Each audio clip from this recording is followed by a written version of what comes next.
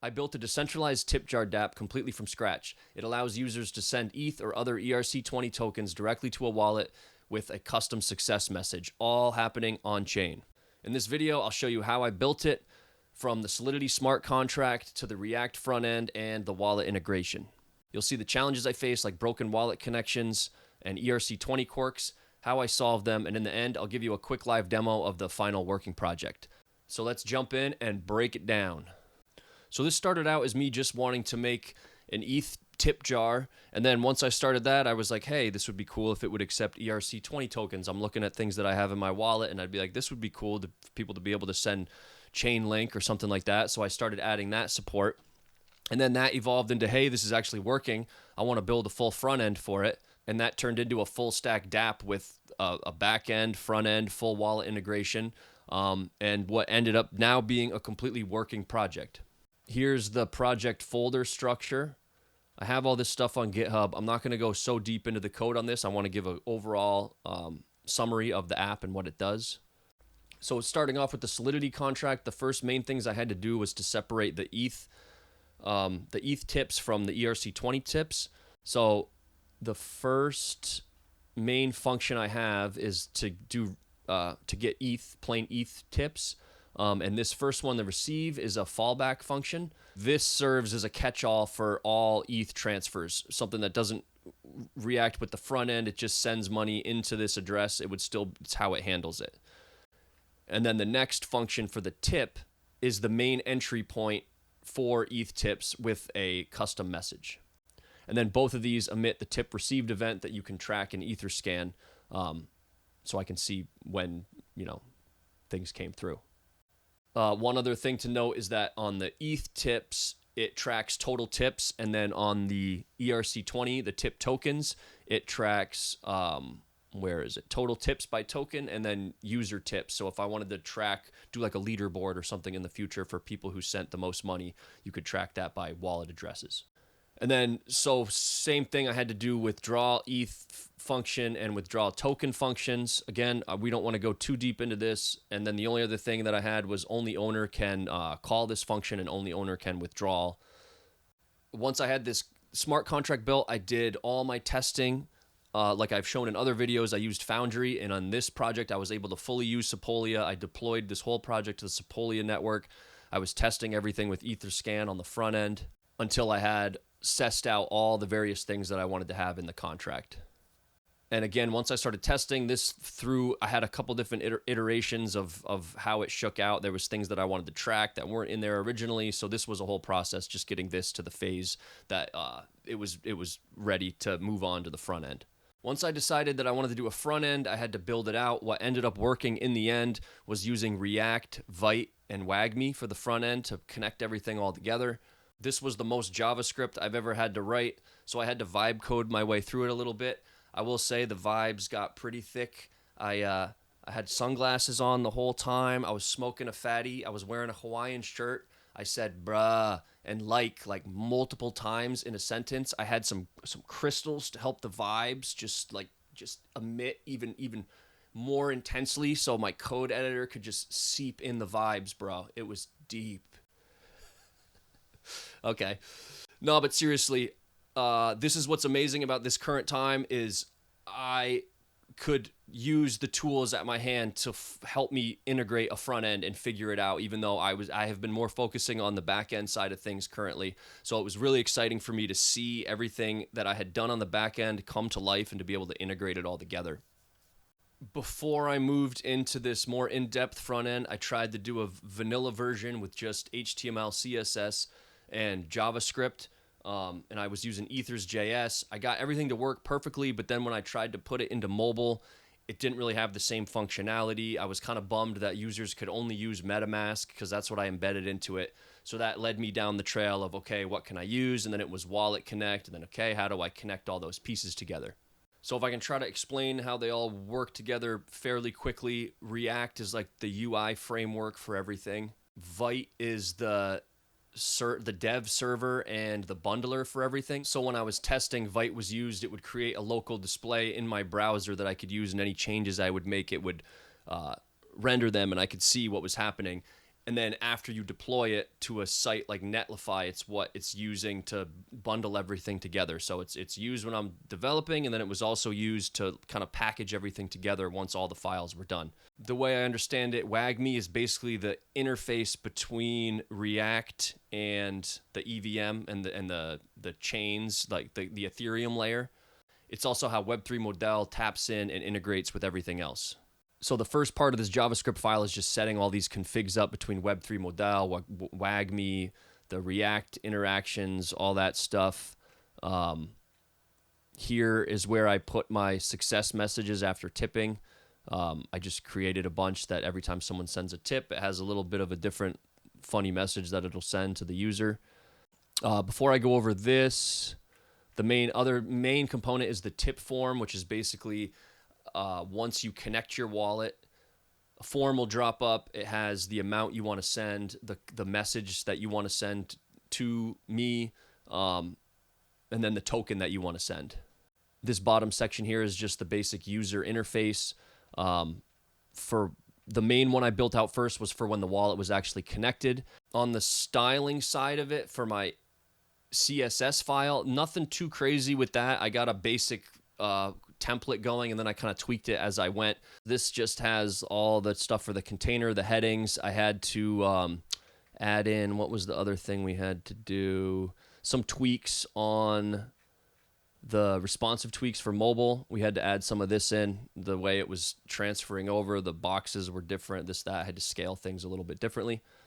This started as a simple project, and it slowly built and evolved, and I had a bunch of challenges throughout the process. The biggest one was when I decided to switch from the vanilla JavaScript Ethers.js function into a Wallet Connect, and I was trying to use Reown, which apparently is Wallet Connect's new kind of feature set where you're supposed to be able to just drop it in and it works, but it gave me so many problems. I tried so many different things trying to get it to work. We'd get it to work on one end, but then I wouldn't be able to have my token list drop down. It would kill that, or then I would get that back, and then I could like get the wallet to launch, but it would never connect. It was just all these things back and forth. I'd fix one thing, and then it would break two other things.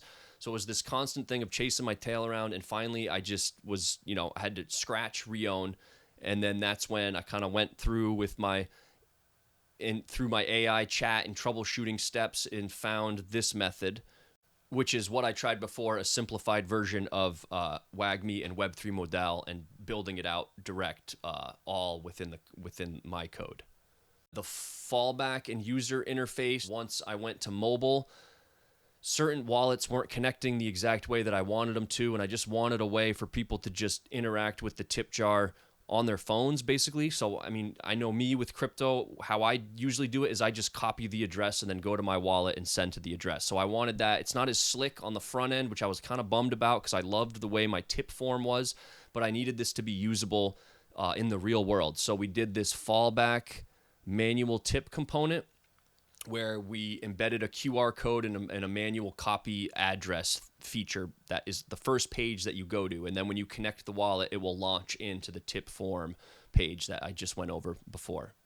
I had issues with the buttons as I added these different layers, and then getting the different pages to match was kind of a headache, because once I added this first entry form where it was not connected to the wallet, it just changed the way the buttons looked, and it was just moving stuff around and kind of nitty-gritty things about how the design laid out. One of the other issues I had was when I was testing on Sepolia, all the tokens that I selected from my token list, all these here, the stable coins, DAI, wrapped ETH, Chainlink, Uniswap, all of those were working fine. But then when I went to the mainnet and I tested, I had USDT in there originally, and that one was giving me a bunch of verification problems when I tried to confirm in MetaMask, and then I would get that to work, and then the transaction would just get held up. So I ended up just scrapping USDT. I didn't really need another stable coin in there. If someone can just directly send me USDT with the fallback, copying the address or the QR code, but from the actual drop down, I just removed USDT. Because at that point, I had been so far into this, I was at the finish line, and it was just this one last little problem, and I was, you gotta be kidding me. So now we'll move into the live demo, and how I hosted this was I pushed all my code to GitHub, and then I used this site, what is it, Netlify, which was actually really cool. I could just connect GitHub directly to Netlify, and it would grab my code. I had to add some settings in there for the project configuration, but it basically just pulls the code from there. It all gets compiled and meshed together, and it hosts it on their site. So this is what you come to when you first visit the tip jar. Again, this is the fallback page that I had to create for mobile. This is before you're connected. So say you saw this and you wanted to send me some ETH, you would just come here, boom, copy address, especially when you're on your mobile, and then send it that way, or whatever if you just wanted to scan the QR code if you felt weird about connecting your wallet. But let's walk through that. If you connect your wallet, boom, opens up the wallet connect. Apparently, if I had figured out Reown, I could get this here, this email and this social media feature to disappear. Again, this was at the way finish line. I couldn't get that to go away, so I just left it. I would have rather it just had the wallets right here, but these are the wallets. I'm going to select MetaMask. It's going to ask me, why is this, Netlify, yep, I want to connect. I'm already logged in. Boom. Now it shows here, ETH Tip Jar. I'm connected. I'm going to say your message, video test, yay.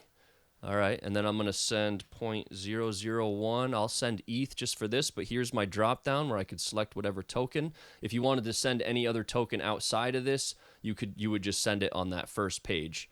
So we'll go here, we'll send tip, waiting for confirmation. It's asking me this, confirm, yes, I would like to. Transaction was submitted, close extension. It's going to go back here. It's waiting for the confirmation. You have tilted the scales toward virtue, O kind soul. That one's not as funny as some of the other ones, but that's the feature. So right there, and then that sent it. And then if I go to Etherscan and put the contract in here, here it is. This is the contract. Let's see if I go to events. This should have came right through 1 minute ago. I go down here, text, video test, yay. All right, so that came through. So then here you can see all the token transfers that have happened so far. Mostly just me testing this. I can also, this is where I would write the contract, connect my wallet, MetaMask, and then if I want to withdraw my tokens, if I want to withdraw tips, that would just write ETH right to my wallet. If I want to withdraw tokens, I have to put the token address there, then it will pull that token in and I can withdraw it that way. So yeah, it's pretty cool. Next, I'll do a quick mobile demo on my phone.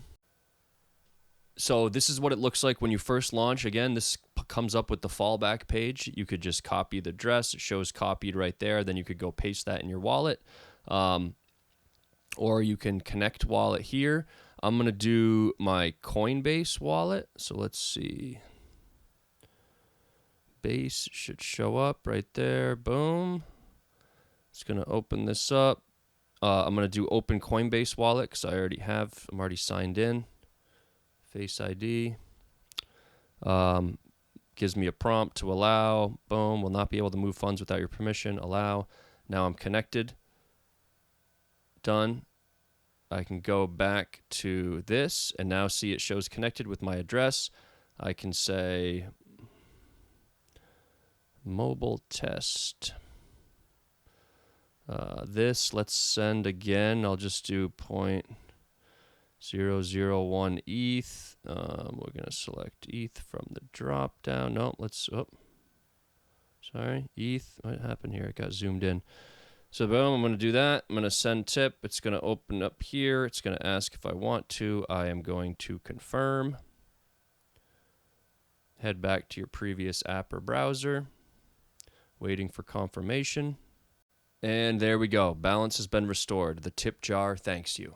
Some things that I got out of this was, number one, that the wallet integration was way harder than I initially thought. When I first did the vanilla version of it, it was super easy to implement, and I was like, this is amazing. I got super jazzed and excited because I was able to connect my wallet. This is the first time I've built something with the back end and been able to actually interact with it in a live environment on the front, so it was really exciting for me. And then it kind of snowballed. Another thing I got out of it always is simplicity over complexity. It started getting many points way too complex. I had to stop and be like, whoa, stop this. Let's figure this. There's got to be an easier way to do it. The getting rid of the re-own. Sorry if you guys are watching this. I don't know why I could not figure it out. Maybe someone can give me some insights. We went through the documentation, all the stuff. Nothing was working. It's just it would fix one thing and another thing would break. Another big one was still test everything, even though you tested it all on Sepolia, mainly for my tokens. Like I went through and had to transfer a bunch of tokens into my wallet and just test everyone, and everyone worked except for USDT, and that ended up letting me had to scrap it. But if I would have not tested that, I would have pushed it out, and then people would have been trying to use it in the wild, and they would have gotten pissed. So this is a bit of a milestone for me because it's the first back end to front full stack app dApp that I've built, and it was pretty rewarding to see it all come through and to actually have something that works. I left it in a state where I could potentially add some other things to it. Like I said, with a leaderboard and tracking different tips and tokens and that. I don't know if I'll ever get into doing that, but for now, it's a fully working dApp. And that being said, if you want to support a struggling, up-and-coming developer who's juggling job, family, everything else, send me a tip. Send me a tip, man. Hey, what can it hurt? Just send me a little ETH. Just throw it in there for me. Another thing that would be good to know is what should I build next? Is there anything in this video or this project that I could dive deeper in? This was a lot of things going on. I tried to have this be a general overview of everything and to do more of a demo of what I built. So if there's anything in it that you would like to have covered more in depth, please let me know in the comments. And also any other project that I should build next, any input would be greatly appreciated. So subscribe if you want more content like this, and follow me along on my journey as I move into Web3 development. And don't be afraid to help a brother out and leave me a tip.